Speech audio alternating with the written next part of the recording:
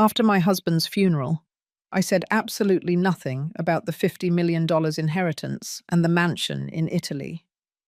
I stayed completely silent while everyone cried and muttered about what would happen next. I kept quiet when my daughter-in-law, Lillian, started talking about reorganizing the house and new beginnings. I didn't open my mouth when I noticed the looks she and my son, Robert, exchanged. Those looks filled with plans that did not include me. Returning home after the burial, still in the grey dress I had worn to the cemetery, I heard the words I never imagined hearing from my own son. Robert, the baby I brought into the world 40 years ago, the boy I nursed and cared for through every feverish night, looked at me with cold eyes and screamed, "Pack your junk and get out. Your place is on the street."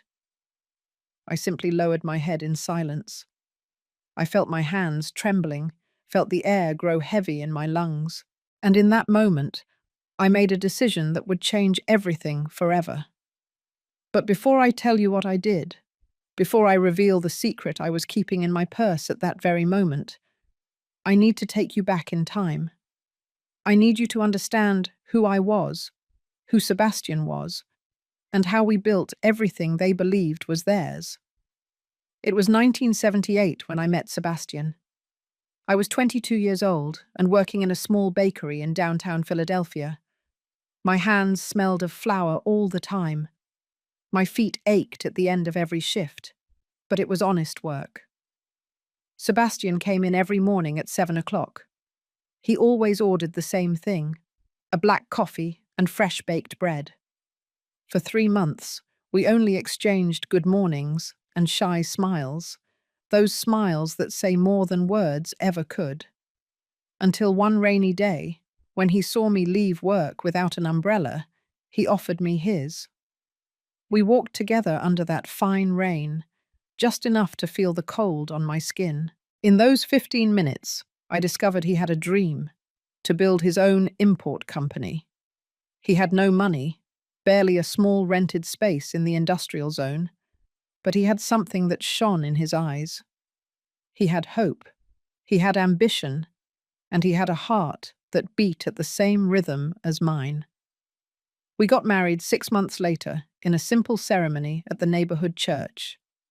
My dress was ivory, bought from a thrift store, but when Sebastian looked at me that day, I felt like the most beautiful woman in the world. We had next to nothing. We lived in a 2-bedroom apartment where the paint was peeling off the walls and the hot water only worked in the mornings. But we were happy. My God, we were so happy. I quit the bakery and started working with him. In the beginning, it was just the two of us. I answered the phone, did the invoices, cleaned the office, and prepared coffee for clients. Sebastian went out looking for contracts, convincing businessmen that he could get them the best products from Europe at the best prices.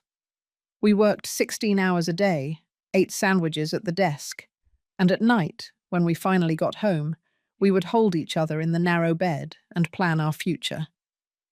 3 years later, Robert was born.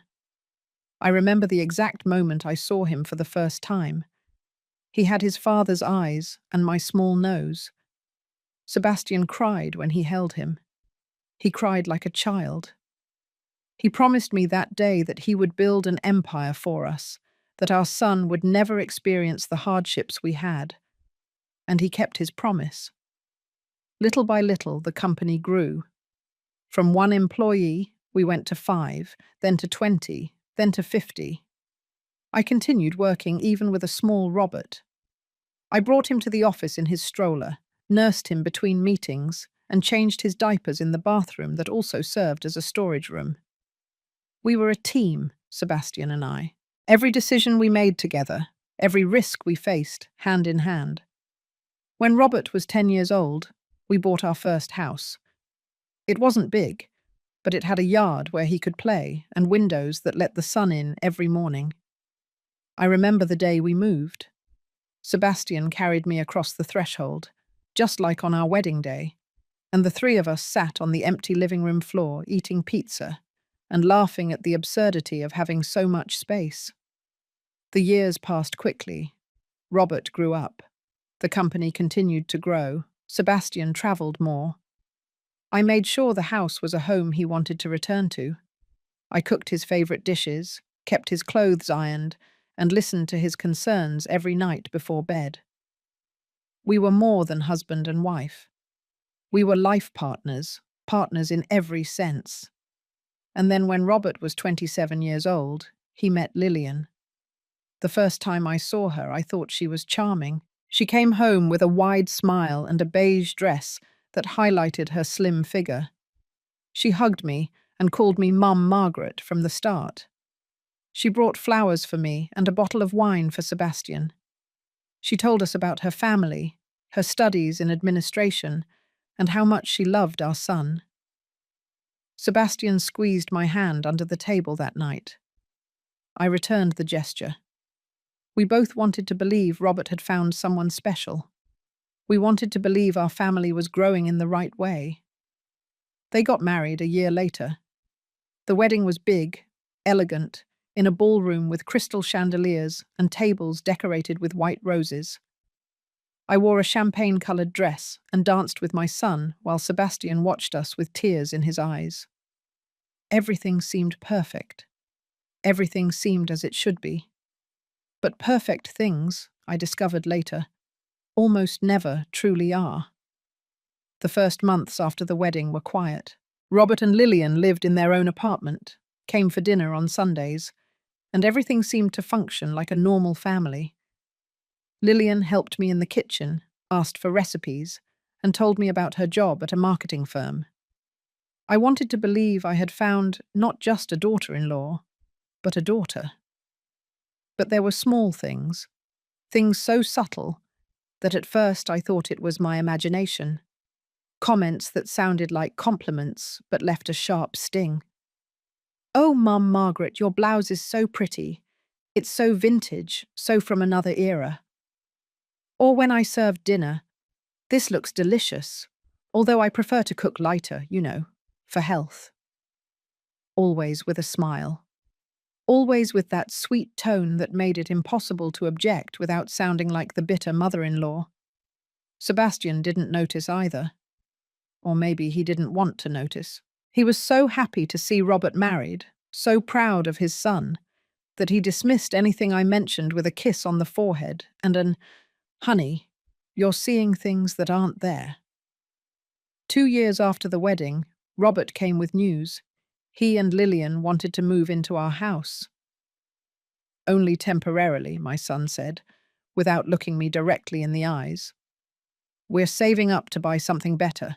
And you know this house is huge. You have 4 empty rooms. It would be perfect." I looked at Sebastian. He was already nodding. "Son, this is your house too. It always will be." I didn't say anything. What could I say? He was my son. It was our family. I was supposed to be happy to have them close. They moved in a week later, and with them came the change. Lillian started reorganizing things.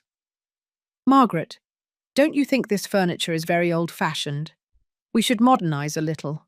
She replaced the living room curtains, those cream-colored curtains I had chosen so carefully, with grey, minimalist ones.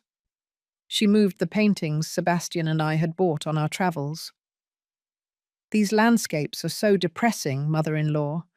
The house needs more light, more cheer." She started cooking herself. "Rest, Margaret. You've done enough in your life. Let me spoil the men of the house." And so, little by little, I ceased to be necessary in my own kitchen. Sebastian ate what Lillian prepared and said it was delicious. Robert didn't even ask about my dishes. Family dinners changed. Now they talked about things I didn't understand. Apps, social media, crypto investments. When I tried to join the conversation, Lillian smiled condescendingly. "Oh, mother-in-law, these things are very complicated. Don't worry about understanding them." Robert began to see me differently. I was no longer Mum. I was Margaret, as if the title of mother had evaporated along with my place at the table. When I asked him about his day, he responded in monosyllables. When I tried to hug him, he stiffened. Sebastian was working more than ever. At 65 years old, he still went to the office every day, closing deals, expanding the business. Sometimes I think he took refuge in work to avoid seeing what was happening at home. Or maybe he saw it and didn't know how to stop it without causing a family breakdown. One night I found him sitting in the yard, looking at the stars. I sat next to him in silence. After a while, he took my hand. "Are you okay, my love?" he asked me. I wanted to tell him no. I wanted to tell him I felt invisible, that every day I felt smaller in the house we had built together. But when I opened my mouth, only, "I'm fine, just tired," came out. He kissed my forehead. "We worked so hard, Margaret. So hard. But it was worth it, right? Look at everything we have. Look at our family." I nodded and leaned my head on his shoulder. But inside, something was breaking. Months passed. Temporarily turned into a year, then 2. Lillian no longer asked if she could change things. She simply did. She hired a maid. "So you don't have to get tired cleaning, mother-in-law." But the truth is, I no longer had anything to do. The maid cooked, cleaned, did laundry. I became a guest in my own home. I started spending more time in my room. I read books, looked out the window, remembered the days when this house was full of laughter and purpose. Sometimes I went down to the kitchen at midnight, when everyone was asleep, just to feel like I still belonged somewhere. One afternoon, 3 years after they moved in with us, I heard Lillian talking on the phone in the living room. I was going down the stairs when I heard my name. "No, Mum. I swear I can't stand it anymore. Living with her is unbearable. She's always there, always watching everything I do. It's like having a shadow that never leaves." She paused. "Yes, I know she's Robert's mum, but he's already on my side. It's only a matter of time. When the old man, you know, when the inevitable happens, this house is going to be ours. And then, yes, we'll live the way we want." I froze on the stairs. My heart was pounding so hard against my chest that I thought I would faint. The old man. That's what she called Sebastian. And she talked about when the inevitable happens, as if she were waiting for it, as if she were counting the days. I went back up to my room without making a sound. I sat on the bed and cried silently, covering my mouth with my hands so no one would hear me. That night, when Sebastian got home from work, I hugged him tighter than ever. He laughed. "What's wrong, my love? Did you miss me that much?" "I always miss you," I said. And it was true. I missed the man I built everything with.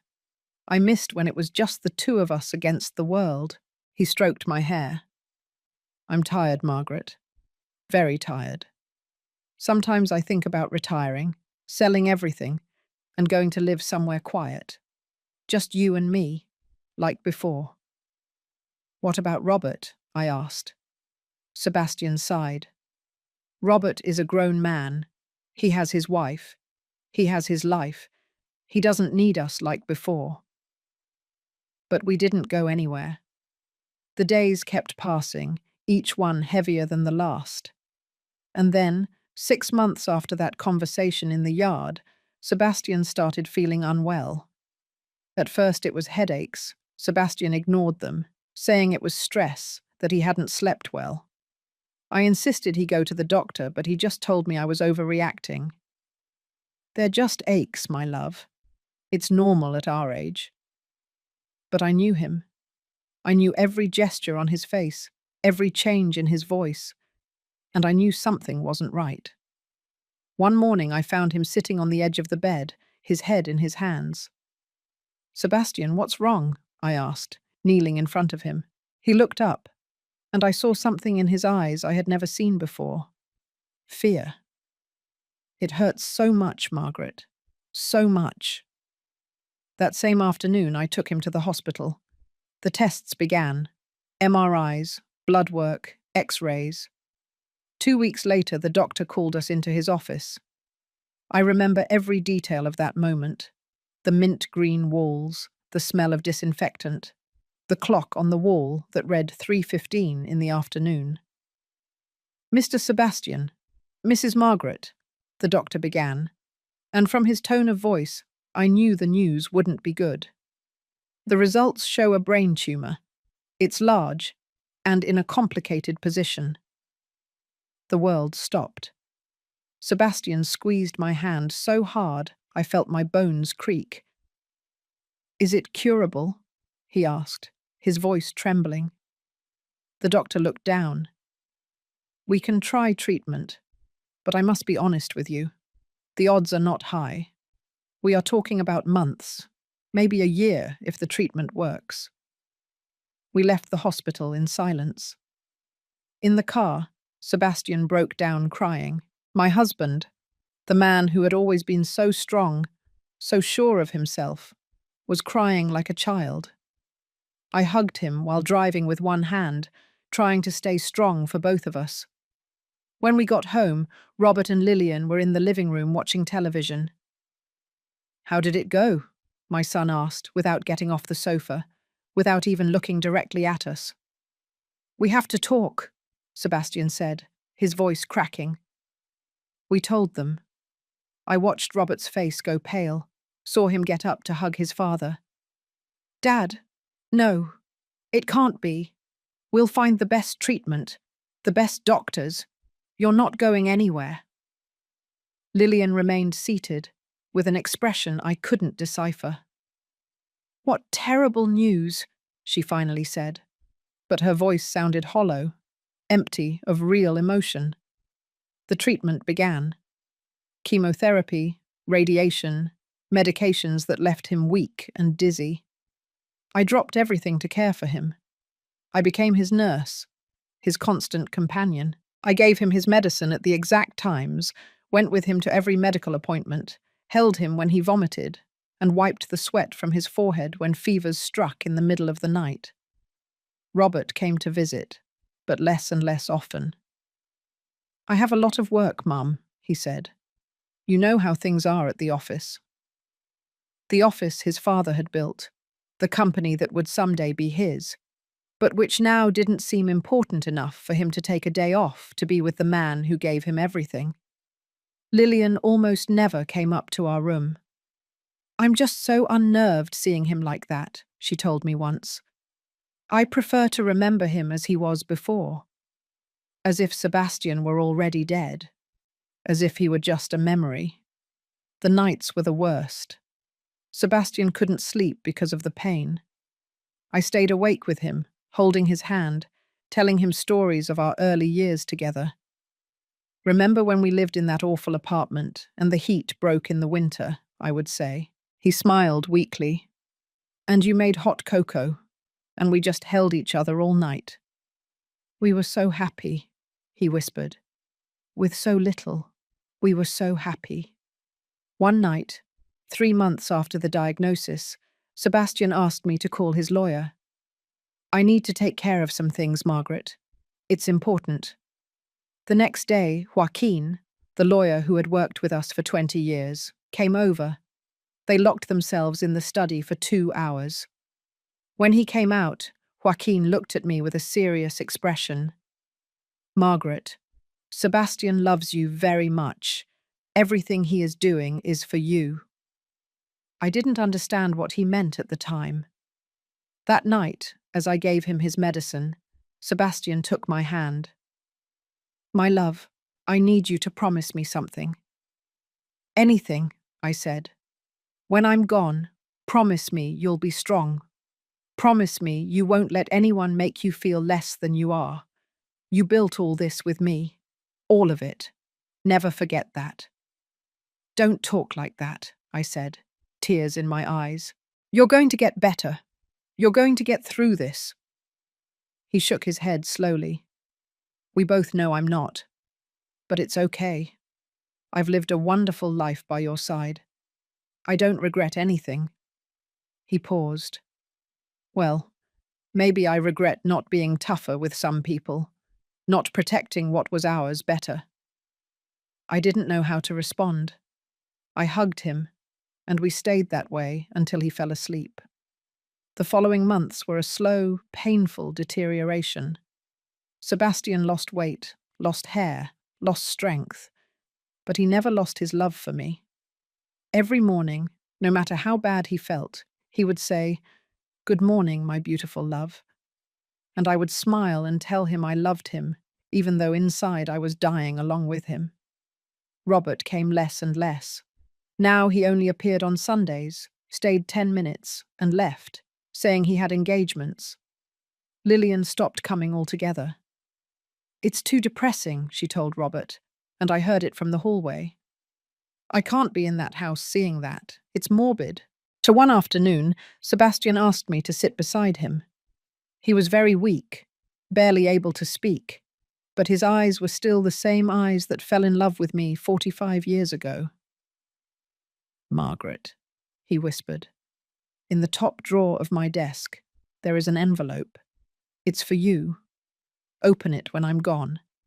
And remember what I told you. You are stronger than you think." He insisted with the little strength he had left. "Sebastian, please, promise me." "I promise," I said, crying. He smiled. "That's my warrior, the woman who worked side by side with me, the woman who never gave up. That's you. Never forget it." 2 weeks later, on a Tuesday morning, Sebastian stopped breathing. I was by his side, holding his hand. I felt the exact moment he left. 1 second he was there, and the next he wasn't. I didn't scream. I didn't cry immediately. I just sat next to him, stroking his face, memorizing every wrinkle, every detail, because I knew that would be the last time I would see him like that, at peace, as if he were only sleeping. When I finally went downstairs to tell them, I found Robert and Lillian having breakfast in the kitchen. "Dad is gone," I said, my voice flat. Robert dropped his coffee cup. Lillian remained motionless, but I noticed something in her gaze, something that looked almost like relief. The funeral was 3 days later. The funeral was in a large church downtown, the same one where we had gotten married 45 years ago. Hundreds of people came, company employees, business partners, lifelong friends, neighbors. Everyone wanted to say goodbye to Sebastian, the man who had built an empire from nothing, the generous man who helped anyone who needed it. I was in the front row, dressed in dark grey, my hands clasped in my lap. Robert was on my right, his eyes red from crying so much. Lillian was next to him, in an elegant black dress and perfect makeup, dabbing tears that I wasn't sure were real. During the ceremony, several people approached to offer their condolences. "Margaret, we are so sorry. He was a great man. He always spoke of you with so much love." I nodded, thanked them, but the words reached me as if from far away, as if I were underwater. At some point, I heard 2 women whispering behind me. They couldn't have known I was listening. "Poor Margaret. What will she do now without Sebastian? Surely the son will take care of everything. At least she has that." If only they knew. After the religious ceremony, we went to the cemetery. The sky was grey. It threatened rain, but it never fell.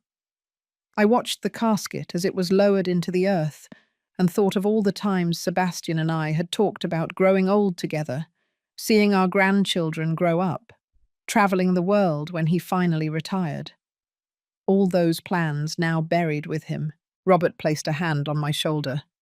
"Mum, it's time to go." I shook my head. "A few more minutes, please." He sighed, but left me there. I stayed alone in front of the grave until everyone left. I spoke silently to Sebastian, told him how much I loved him, how much I would miss him, how I didn't know how I would live without him. And in the midst of that pain, I remembered his last words: "You are stronger than you think." In the car, on the way back home, Lillian was in the front with Robert. I was in the back, looking out the window. I heard her tell my son in a low voice, "Now we have to talk about practical things, honey. The house, the company, everything needs to be reorganized." Robert mumbled something I couldn't hear. When we arrived at the house, people were waiting. We had prepared refreshments for the funeral attendees. The living room was full of people eating, conversing quietly, sharing anecdotes about Sebastian. I sat in a dining room chair and let everything happen around me. Lillian moved through the house like the perfect hostess. She served coffee, offered food, and thanked people for coming.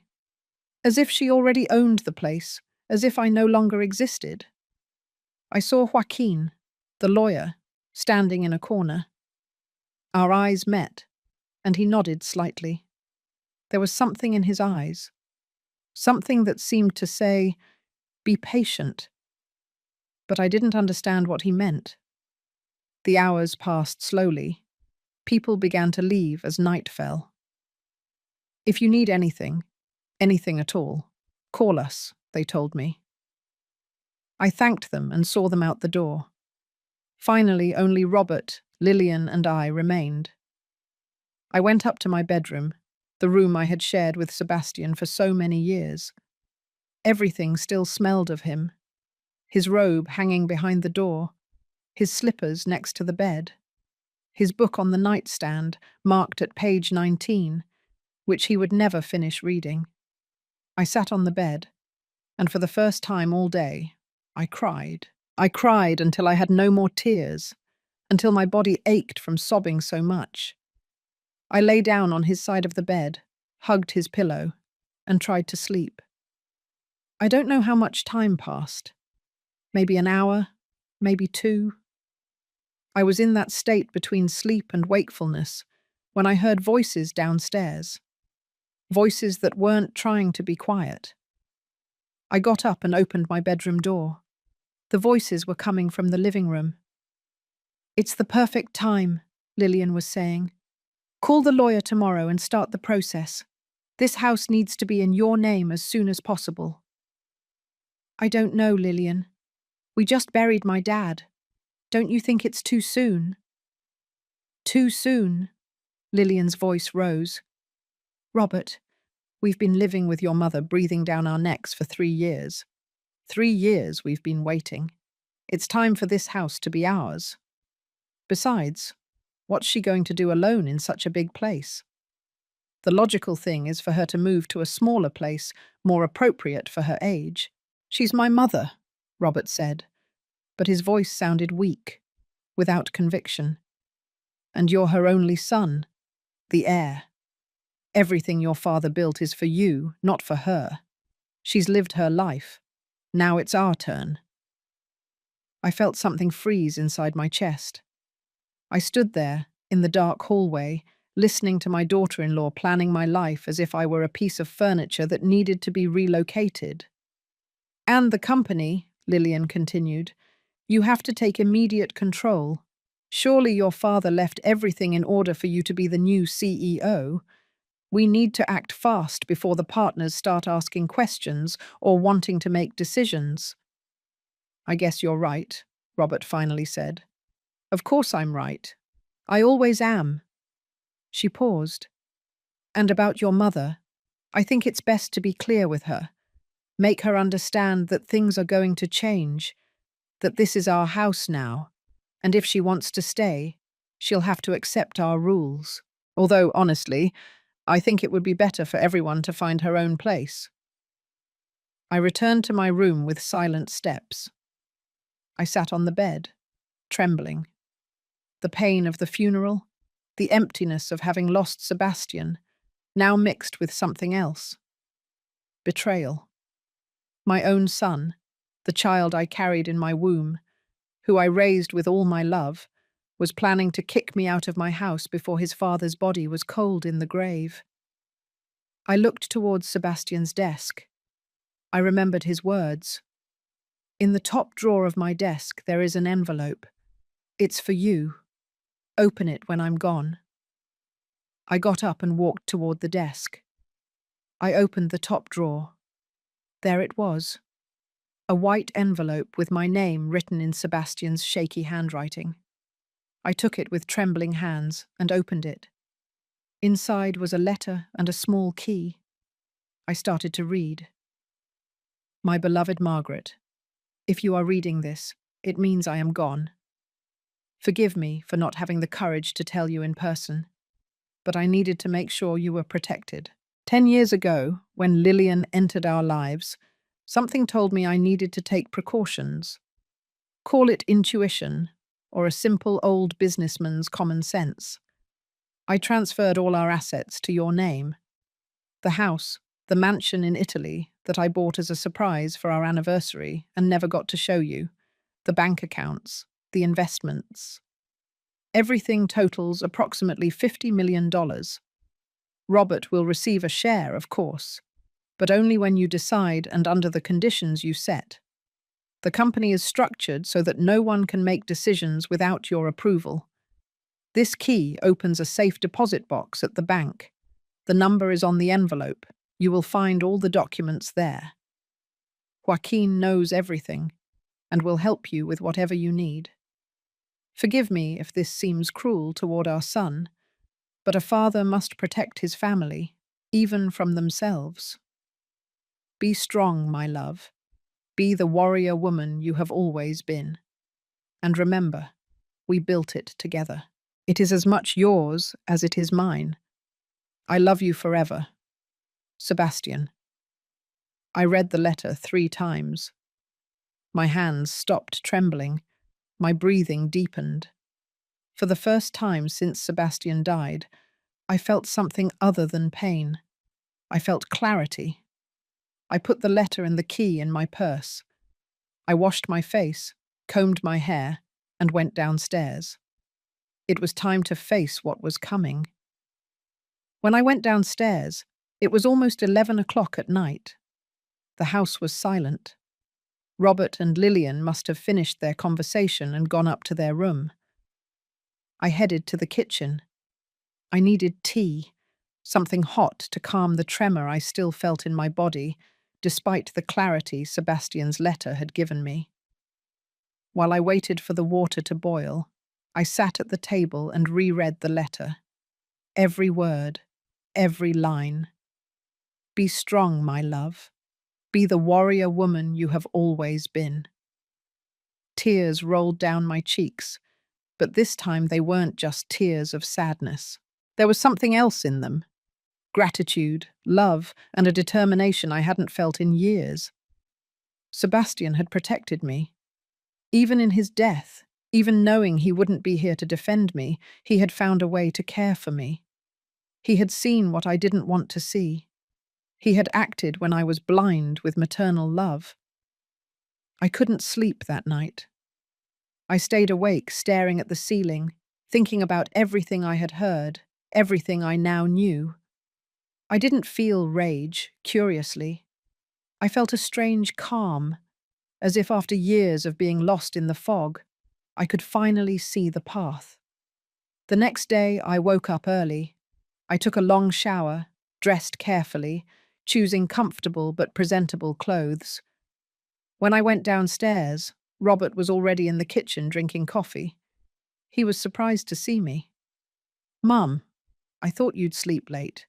Yesterday was a really tough day." "I've had tougher days," I replied, pouring myself a cup of coffee. "Where is Lillian?" "Upstairs, getting ready.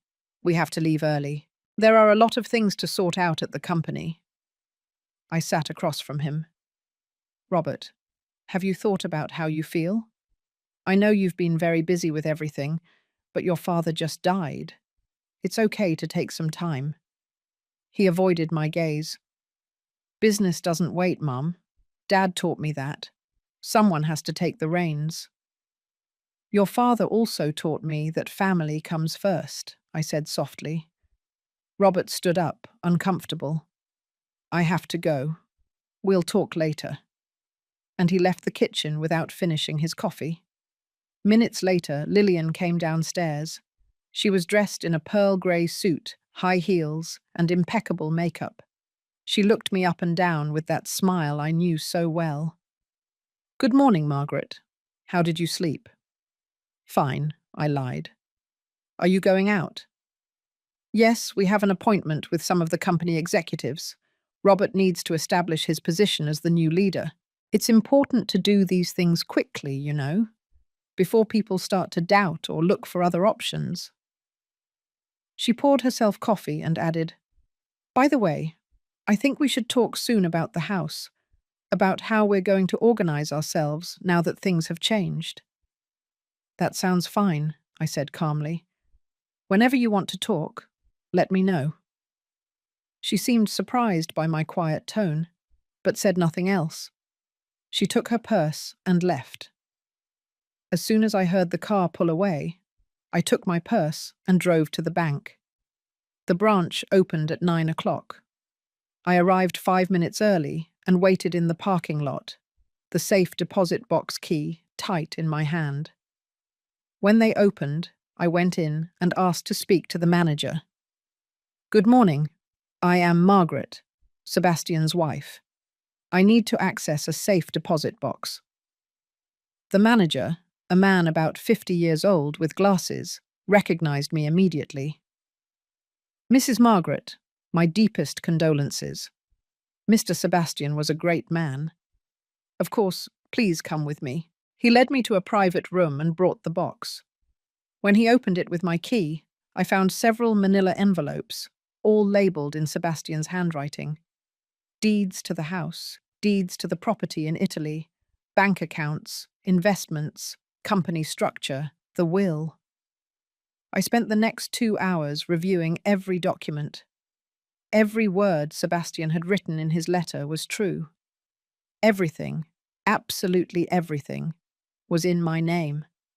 The house where we lived, the mansion on the Amalfi Coast he had bought as a surprise for our anniversary, and which I didn't know existed. Accounts in 3 different banks, investments in funds, real estate, stocks. The total value was dizzying, $50,200,000. The company was more complicated. Sebastian had been smart. He had structured everything so that I was the majority shareholder with 55%. Robert had 30%, and the rest was distributed among key employees. But there was a clause. No important decision could be made without my written approval. The will was clear. Robert would receive 30% of the company and $5 million in cash, but only after 1 year of Sebastian's death, and only if I, as the executor of the will, considered him prepared to handle that responsibility. Everything else was mine.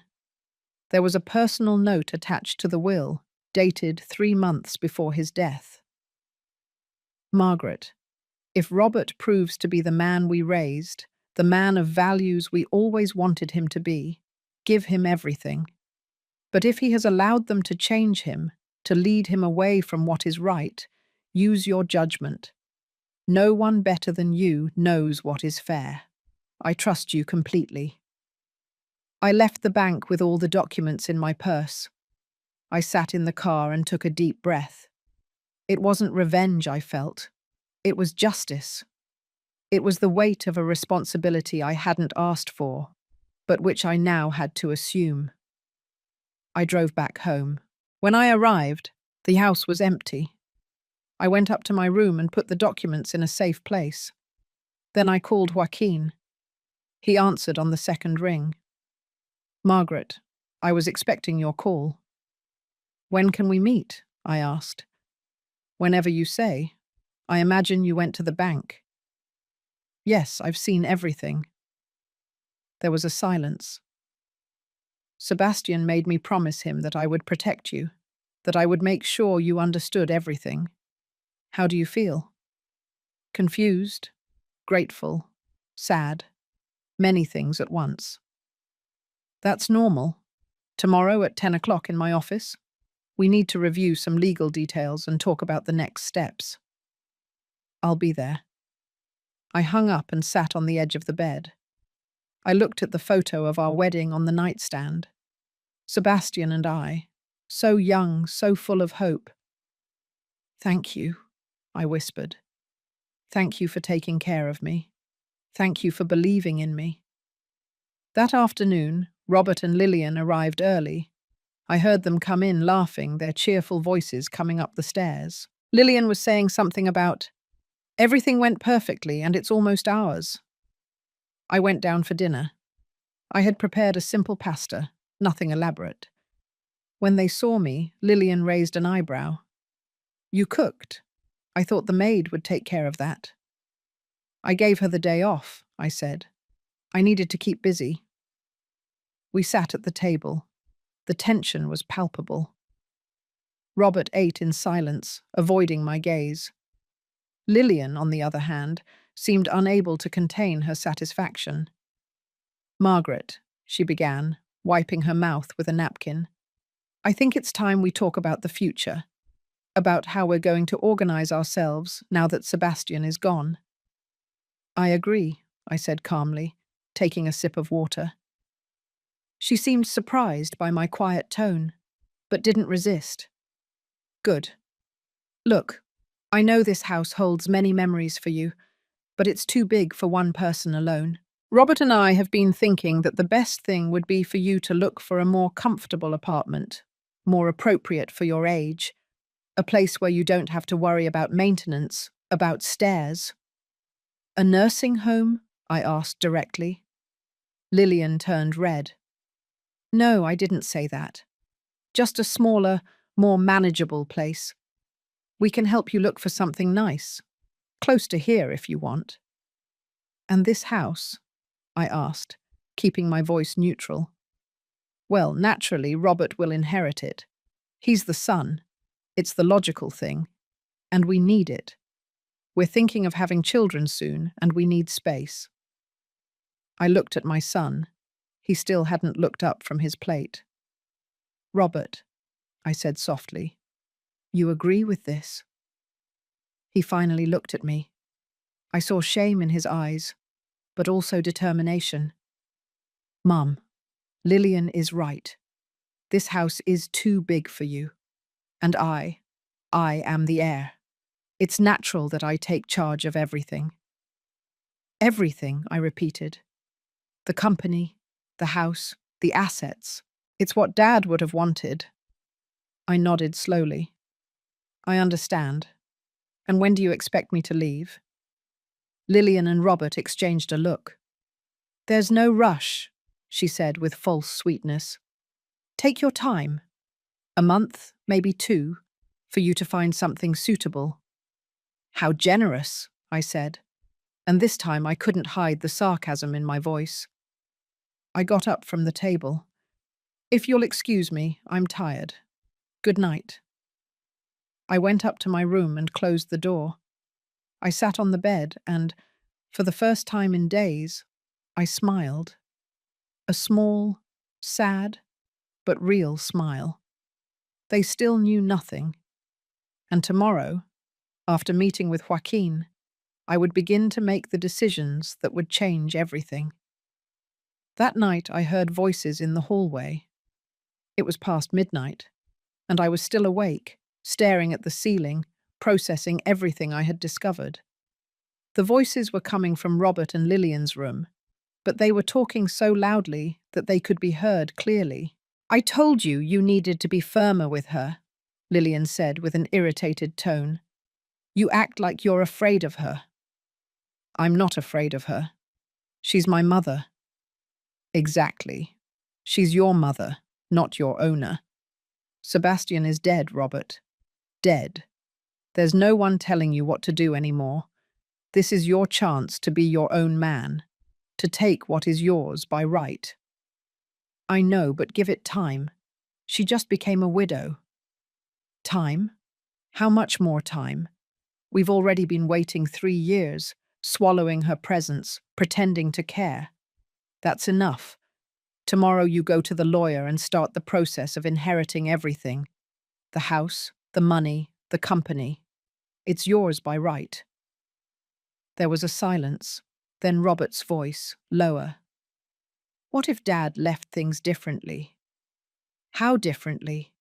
You're the only son. Everything goes to you automatically. That's how the law works." "But Dad was very careful with those things. He always said everything had to be in writing, well structured." "Stop looking for problems where there aren't any," Lillian interrupted him. "Your father built that empire for you, for his son, not for her. She was just the wife, the companion. We wives don't inherit empires. We inherit widows' pensions." I got up from the bed and approached the door. I wanted to hear every word. "Don't talk about my mum like that," Robert said. But his voice sounded weak, without real conviction. "I'm speaking the truth. Look, I respect what she was to your father. Fine. But now things have changed. It's time for her to understand her place. And her place is not in this house. It's not making decisions about the company. It's not interfering in our lives. Her place is in a quiet apartment where she can live out her final years in peace." "Her final years? She's 67, not 90. It's a figure of speech. The point is we need this house. We need the space. We need the privacy. Or do you want to raise our children with your mother monitoring every move we make?" Another silence, longer this time. "You're right," Robert finally said. "Tomorrow I'll talk to Joaquin and sort out all the will stuff. And I'll tell Mum she has to look for another place. Firmly this time." "That's what I like," Lillian purred. "Now come here. We have a lot to celebrate." I returned to my bed. My heart was pounding, but not out of fear, out of something else, out of a cold determination I had never felt before. I had raised that man. I had held him when he cried as a baby, nursed him when he was sick, sacrificed my own dreams so he could have opportunities. And now, manipulated by a woman who only saw dollars where there should have been love, he was willing to throw me onto the street. At 8 o'clock the next morning, I got up, dressed in a cream-coloured suit Sebastian had given me years ago, carefully put on makeup, and went downstairs for breakfast. Robert was already in the kitchen. "Good morning, Mum," he said, surprised to see me so dressed up. "You're going out?" "I have an appointment with Joaquin," I replied, pouring myself coffee, "to review some papers of your father's." I watched him turn pale. "Papers? What papers?" "Will things, I suppose. He asked me to come this morning." I took a sip of coffee, enjoying his discomfort. "You have an appointment with him too?" Yes, I was going to call him today to make an appointment."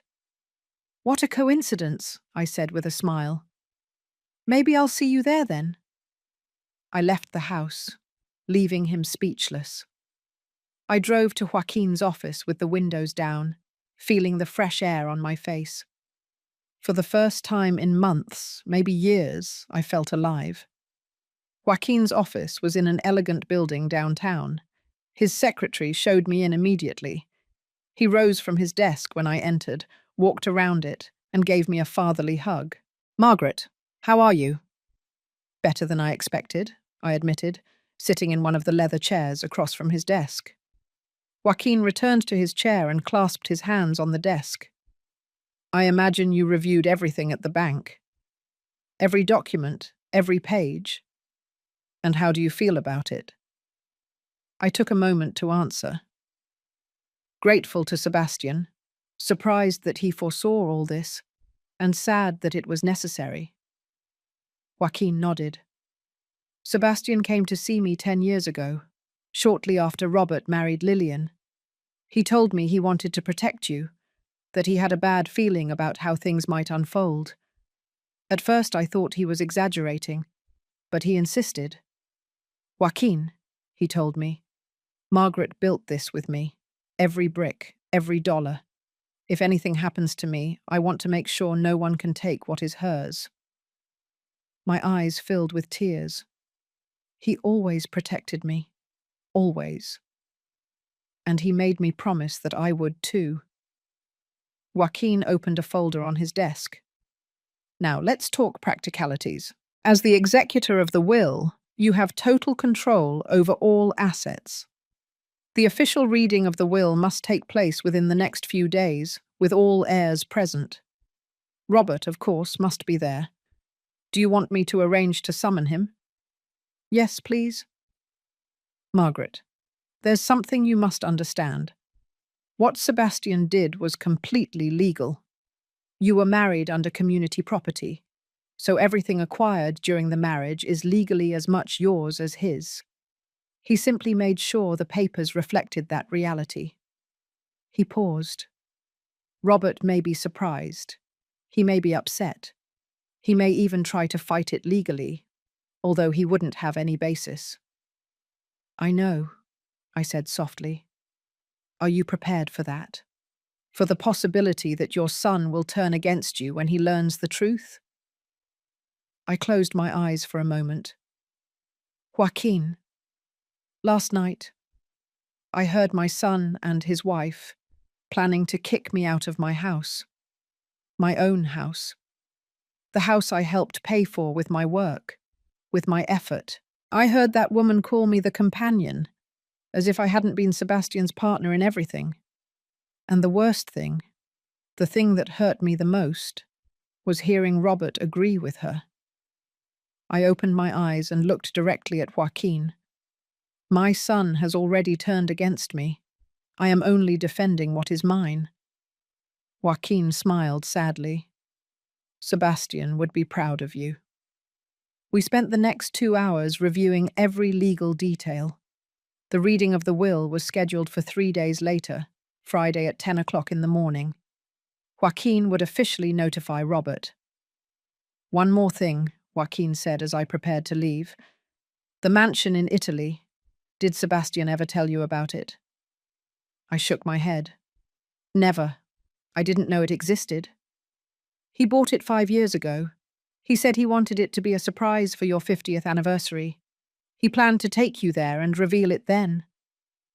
He pulled out an envelope with photographs. It's beautiful, Margaret. It's on the Amalfi Coast, overlooking the sea. 3 stories, 6 bedrooms, a garden with lemon trees, a dream place. I looked at the photographs. The house was white, with huge windows overlooking the Mediterranean. I could imagine Sebastian there, smiling, waiting for me with open arms. He wanted us to have a sanctuary, I whispered, a place just for us. And now you have it. It is completely yours. You can go whenever you want. Live there if you decide to. Sell it. Rent it. Whatever you decide. I put the photographs in my purse. Thank you, Joaquin, for everything. Don't thank me. I'm only fulfilling a friend's last wish. I left his office feeling stronger. I drove back home, but didn't go in immediately. I stayed in the car, in the driveway, looking at the house we had bought with so much effort, the house where we had raised Robert, the house they now wanted to take from me. It's not going to happen, I said aloud. This is my house, and no one is going to kick me out of here. I went in and found Lillian in the living room talking on the phone. When she saw me, she quickly hung up.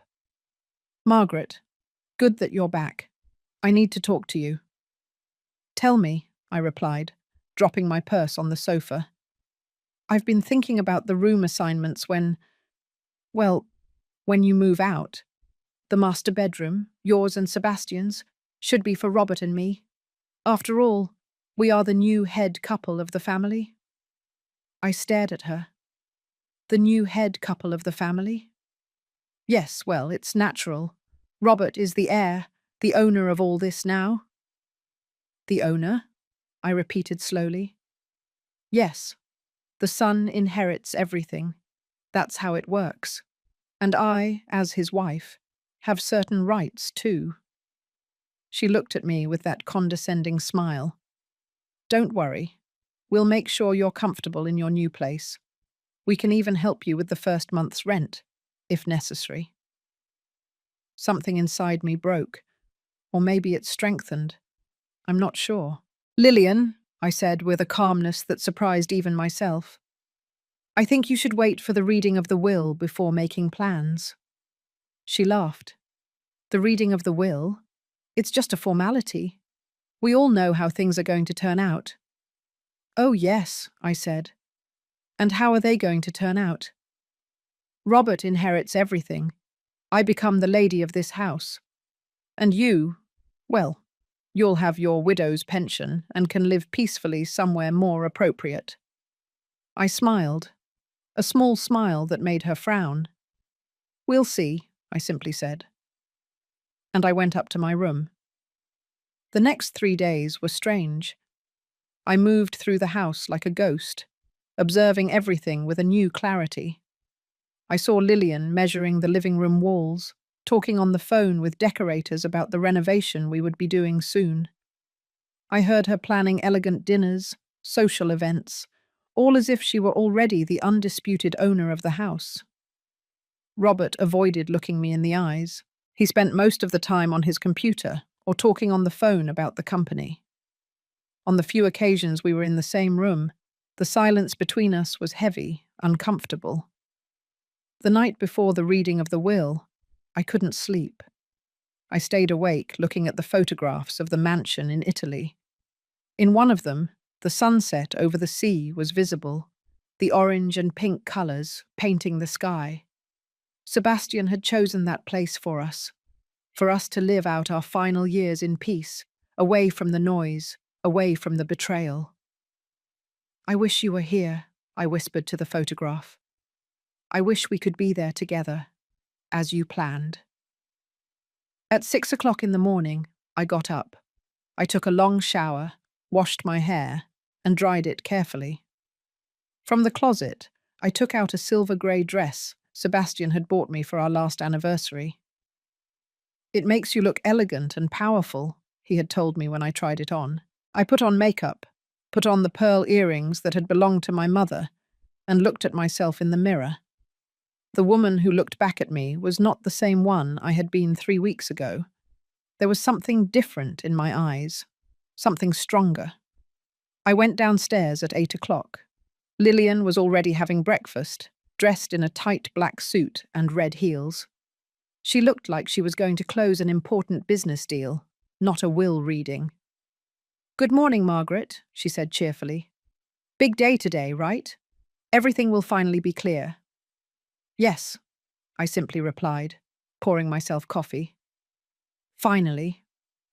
Robert came down 30 minutes later. He looked nervous. He was wearing one of the suits his father had given him. I wondered if he had chosen it consciously, or if it was a coincidence. Mum, he said, clearing his throat. About what's going to happen today, I want you to know that I'm going to make sure you're well taken care of, that you don't lack anything. I looked up at him. Oh, really? Yes, you're my mother. I'm not going to leave you destitute. What a relief, I said without emotion. Lillian took his arm. Sweetheart, we should go now. We don't want to be late. The three of us left the house, them in Robert's car, me in mine. During the entire drive to Joaquin's office, I felt a strange calm, as if I were floating, observing everything from the outside. We arrived 10 minutes early. Joaquin's secretary showed us into a large conference room. There was a long, dark wood table, leather chairs, and large windows overlooking the city. Robert and Lillian sat together on one side of the table. I sat on the other side, alone. Joaquin entered at exactly 10 o'clock, accompanied by his assistant, who carried a thick folder. He sat at the head of the table and looked at all of us. Good morning. Thank you for coming. We are here for the official reading of Sebastian's will, which he put in writing and signed before a notary exactly 8 years ago. with an update 6 months ago. He opened the folder. Before we begin, does anyone have any questions? 8 years? Robert asked, surprised. I didn't know Dad had made a will so long ago. Your father was a cautious man, Joaquin said. He always wanted to make sure everything was in order. He looked at Lillian. Mrs. Lillian, any questions? No, I'm ready, she said, settling into her chair with a confident smile. Good. Then we begin. Joaquin pulled out several documents. Sebastian's will is clear and direct. I will read the main sections and then answer any questions. He cleared his throat and began. I, Sebastian, in full possession of my mental faculties, declare the following as my last will and testament. First, I want to state for the record that everything I own I built alongside my wife, Margaret. She was not only my life partner, but my business partner in every aspect. Without her work, her sacrifice, her intelligence, and her unconditional support, nothing I have would exist. Therefore, everything I have achieved is as much hers as it is mine. I looked at Lillian. Her smile was beginning to waver. Joaquin continued. Regarding my material assets, I declare the following. The house located at 212 Spring Street, currently valued at $2,300,000, is the property of my wife, Margaret. It was acquired during our marriage and legally transferred to her name 10 years ago. Robert straightened in his chair. What? The house is in Mom's name? Joaquin looked at him. Please, Robert, let me finish. There will be time for questions later. He returned to the document. The property on the Amalfi Coast, Italy, is also the property of Margaret, acquired as a surprise gift for our anniversary and transferred to her name at the time of purchase. All bank accounts, totaling approximately $35 million, are jointly held, with Margaret as the principal and sole beneficiary. This can't be, Lillian murmured, pale. The investments in funds and real estate, valued at an additional $13 million, are also structured with Margaret as the principal holder. Joaquin paused and looked at Robert. Regarding the company, the structure is as follows. Margaret owns 55% of the shares. Robert, my son, owns 30%. The remaining 15% is distributed among key employees of the company. Robert had turned white. But I'm the son. I should inherit the company. You have 30%, Joaquin said calmly. It's not insignificant, but your father was clear. The company was built by him and Margaret together. Therefore, she must have the majority control. And what else? Lillian asked, her voice trembling. What else does he leave Robert? Joaquin returned to the document. To my son Robert, I leave, in addition to the 30% of the company, the sum of $5 million in cash to be delivered 1 year after my death, and subject to Margaret's approval as the executor of the will. Subject to her approval, Lillian shouted, standing up. What kind of will is this? Robert is the son, the legitimate heir. The heir of what his father decided to leave him, Joaquin said firmly. Please sit down, Mrs. Lillian. I am not finished. She sat down, but she was trembling with rage. Joaquin continued. I want to make clear why I have structured my inheritance this way. Margaret deserves everything she has because she earned it. She worked as hard as I did, sacrificed as much as I did, and never asked for anything in return but love and respect. To my son Robert, I leave what I consider fair, but I have placed safeguards because as a father, it is my duty to protect my family, even from themselves. If Robert proves to be the man of values we tried to raise, I am sure Margaret will be generous with him. But if he allows them to change him, to lead him away from what is right, I trust in my wife's judgment to make the appropriate decisions. The silence in the room was absolute. You could hear Lillian's agitated breathing, the accelerated beat of my own heart. "There is one final clause," Joaquin said. "A clause that Sebastian added 6 months before his death." He read, "If at any time my wife Margaret is threatened, pressured, humiliated, or mistreated by any family member in order to obtain assets or control over them, that person automatically loses all rights to their inheritance, and everything passes entirely to Margaret." Lillian stood up again, this time screaming, "This is ridiculous! A man cannot leave all his fortune to his wife and leave his son practically nothing. We are going to fight this. We are going to court." Joaquin looked at her coldly. "You can try, Mrs. Lillian. But I warn you that this will was reviewed by 3 different lawyers, signed before a notary, and is completely legal. Sebastian had every right to dispose of his assets as he wished, and he chose to protect his wife, who legally had a right to everything from the moment they married under community property." Robert finally spoke, his voice cracking. "Mom, you knew this." I looked him in the eyes for the first time since we had arrived. "No, I didn't know until after the funeral, until I found the letter your father left me." "And you didn't think to tell me? To talk to me?" "The same way you thought to talk to me before planning to kick me out of my own house," I responded calmly. He turned red. "I don't know what you're talking about." "I know exactly what you were planning," I said, my voice firm but not shouting. "I heard every word. I heard how your wife called me the companion. I heard how you planned to take everything and send me to an apartment, as if I were an old piece of furniture that needed to be gotten rid of." "Margaret, that's not—" Lillian began.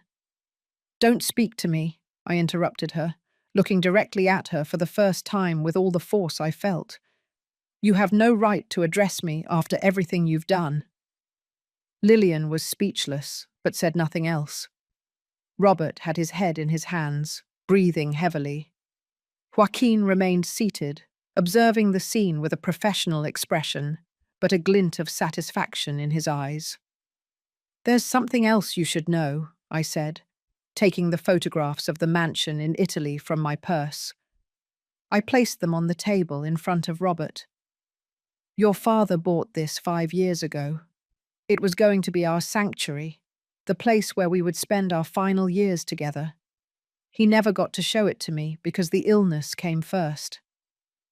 I pushed the photos toward him. "Look at it closely. This is what your father built thinking of us, of our history, of our love. While you and your wife were planning to take everything, he was thinking about how to make me happy until the very last day." Robert took the photos with trembling hands. I saw tears rolling down his cheeks. "Mum, No," I interrupted him. "It's my turn to talk now. For 3 years I endured comments, disdain, humiliation. I watched myself become invisible in my own home. How my place in the kitchen, at the table, in every corner, was taken by someone else. I kept quiet because I thought I was being selfish, that I should make space for the new generation, that I should accept that my time had passed." I paused, feeling the emotion threatening to break my voice, but I held firm.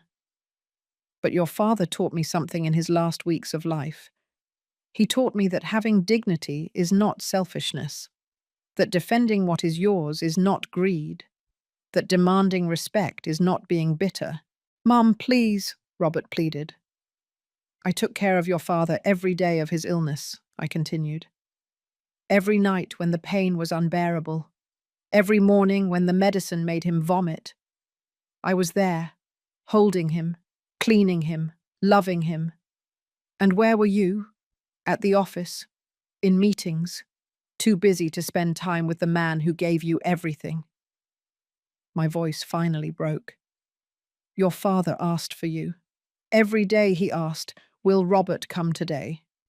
And every day I had to invent excuses so he wouldn't feel abandoned by his own son. Robert was openly sobbing now. I'm sorry. God, Mum, I'm so sorry. Lillian grabbed his arm. Robert, don't let her manipulate you. She's playing with your feelings to take everything. Something exploded inside me. I stood up. I placed my hands on the table and looked at Lillian with an intensity that made her shrink in her chair. Manipulation? You talk to me about manipulation? You who from the first day looked for ways to alienate my son from me? You who turned every family dinner into a silent battlefield? You who waited for my husband's death, like someone waiting for a store liquidation? I took a deep breath. But what hurts me the most, what truly breaks my heart, is not you. It's that my son allowed you to do it. It's that my Robert, the boy I raised to be good, honest, and loyal, turned into someone who plans to throw his own mother onto the street before his father's body is cold in the grave. It's not like that, Robert said between sobs. I didn't want to. I just… What? Just what, Robert? Just following your wife's orders? Just wanting to make Lillian happy, no matter who you hurt in the process? He didn't answer. He just cried, his head in his hands. Joaquin intervened in a soft voice. I think everyone needs to take a breath. This is a very emotional situation for everyone. No, I said, sitting back down. I need to finish this now. I looked at Robert. Your father put the decision to give you the $5 million in my hands. I could deny you. According to the will, I have every right to do so, especially after what I heard. But I'm not going to do that, because unlike some people in this room, I did uphold the values your father and I tried to teach you. Then you'll give me the money? He asked in a whisper. With one condition, I said. A single, non-negotiable condition. Lillian tensed. What condition? You decide, Robert, I said, completely ignoring her and looking only at my son. Decide if you want to be part of this family or if you want the money. If you choose to stay married to Lillian, if you choose to continue letting her dictate how you should treat your mother, then I will give you your $5 million, and we will never have contact again. You will become a stranger to me. You will live your life, and I will live mine, and we will act as if we don't know each other. That's blackmail, Lillian screamed. Or, Robert asked, ignoring his wife, or you choose to be my son again. You choose to rebuild what was broken. You choose to go back to being the man your father and I raised. And if you choose that, you will not only have your $5 million, but we will work together at the company, make decisions as a family, and I will make sure that you eventually have everything your father wanted you to have. I paused. But you can't have both, Robert. You can't have the family and the poison. You have to choose. The silence that followed was deafening. Robert stared at the table, tears still falling onto the dark wood. Lillian looked at him with panic in her eyes. Robert, Lillian said in a sharp voice, you can't be considering this. She's asking you to leave me. I'm your wife. We married before God. You asked me to abandon my mother, Robert responded without looking up. How is this different? It's completely different. She's lived her life. We have everything ahead of us. My mother just lost the love of her life, Robert said, and his voice sounded different, firmer.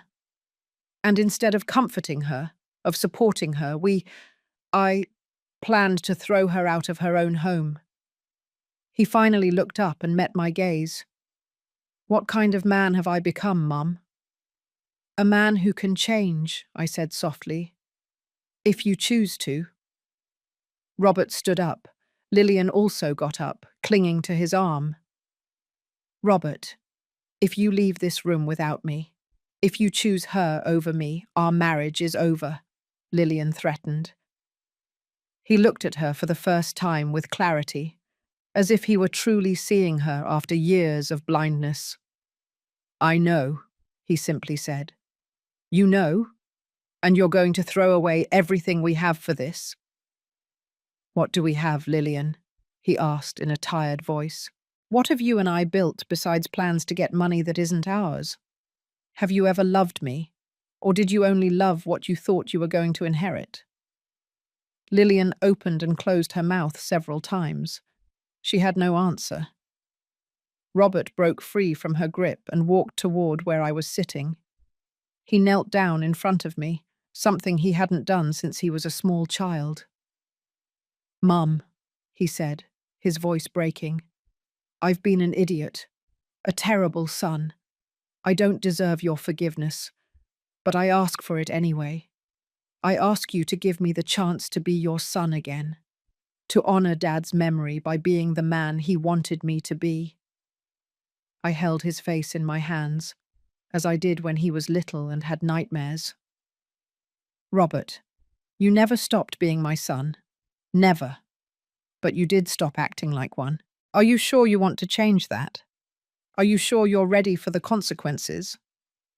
"I'm sure," he said, and in his eyes, for the first time in years, I saw my true son, the boy I had raised with so much love.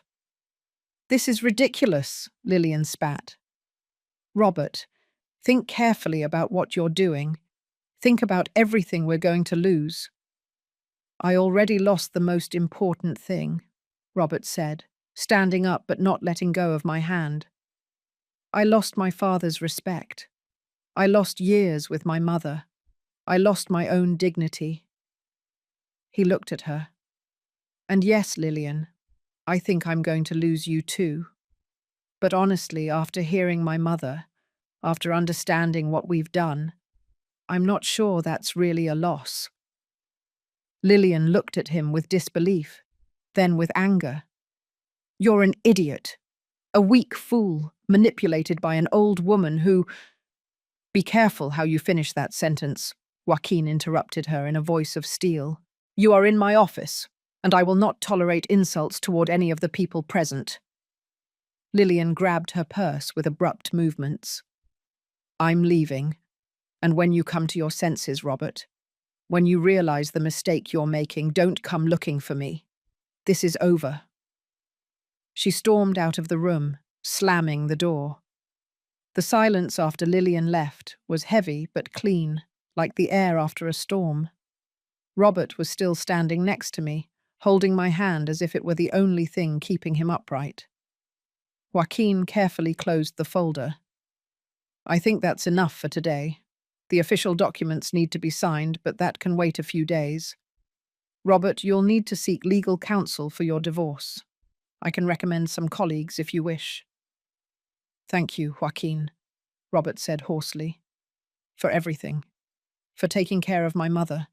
For fulfilling my father's wishes." Joaquin nodded.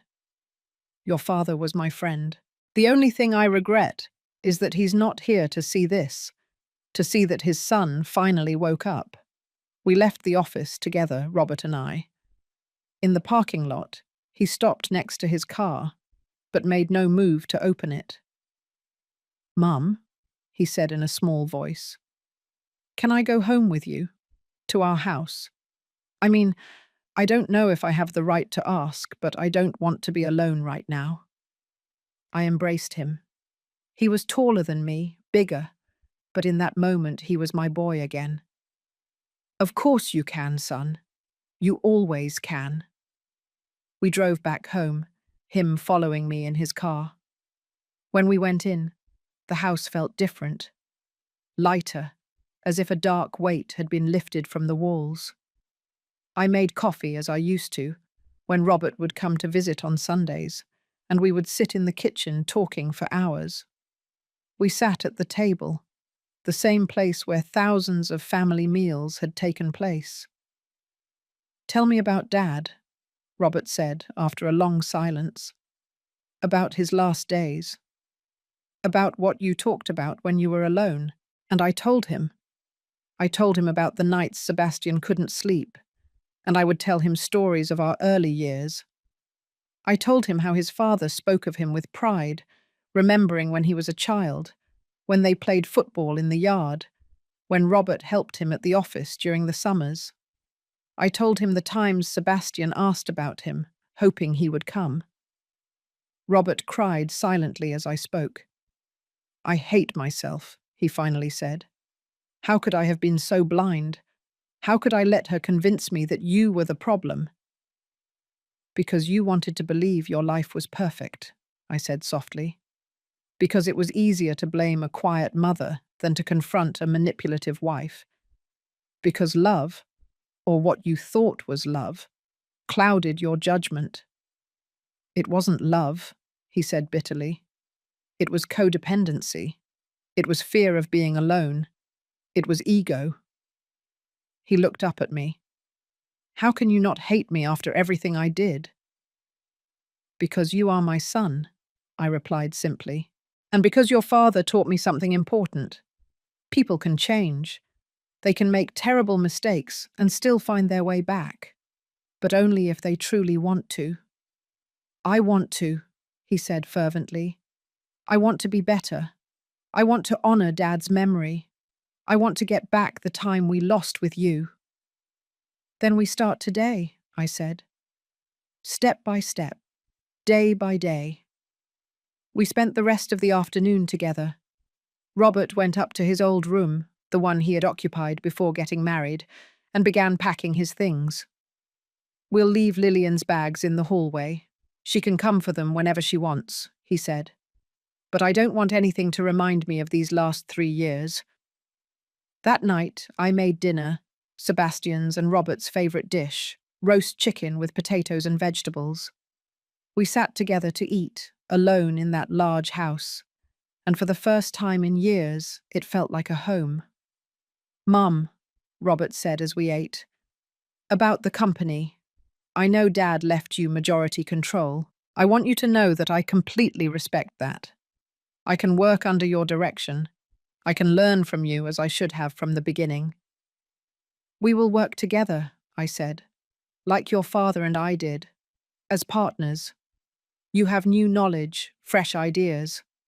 I have experience and your father's vision. Together we can make the company grow even more." He smiled, a genuine smile I hadn't seen on his face in a long time. "I would like that." The following days were a period of adjustment. Lillian came one afternoon, accompanied by her mother, to pick up her things. I stayed in my room while they packed. I heard shouts, slamming doors, whispered insults. Robert stood firm. When they left, he came up to see me. "It's done," he said. "She's gone. She asked me for one last chance. She cried. She begged me. But I remembered everything she said about you, everything we planned to do to you, and I couldn't pretend that hadn't happened." "Does it hurt?" I asked. "Yes," he admitted, "but it's a necessary pain, like having an infected tooth pulled. It hurts, but you know it's the right thing to do." 2 weeks later, Joaquin came to the house with the final documents. Everything was officially in order. I was, legally, the owner of everything Sebastian and I had built. And Robert had his inheritance, the one his father deemed fair. "There's one more thing," Joaquin said, pulling out an additional envelope. "Sebastian asked me to give you this exactly 1 month after his death, not before." I opened the envelope with trembling hands. It was another letter. "My beloved Margaret, if you are reading this, it means 1 month has passed. I hope Joaquin has fulfilled my wishes and that everything is as I planned. I hope you are well, that you are strong. I know these days have been difficult. I know you have cried. I know you have missed me. I miss you too, wherever I am now. The mansion in Italy is yours. I want you to go, to see it, to decide if you want to live there. If you decide to stay in our home, that's fine. If you decide to sell everything and start over somewhere else, That's fine too. The important thing is that you are happy, that you live the rest of your years with the freedom you deserve. And about Robert, I trust that you have made the right decision. If our son found his way back to you, help him, forgive him, guide him. But if he chose the wrong path, let him go. Sometimes letting go is the greatest act of love. I love you, my warrior. I will love you for all eternity. Live for both of us. Sebastian. Tears streamed down my face as Robert read the letter over my shoulder. He knew, my son whispered. He knew I had lost my way, and he still gave me the opportunity to find myself again. 3 months later, Robert and I flew to Italy. I wanted him to see the mansion, to understand his father's dream. When we arrived, the view took my breath away. It was more beautiful than in the photographs. The sea sparkled under the Mediterranean sun. The lemon trees filled the air with their sweet scent, and the White House seemed to glow against the intense blue sky.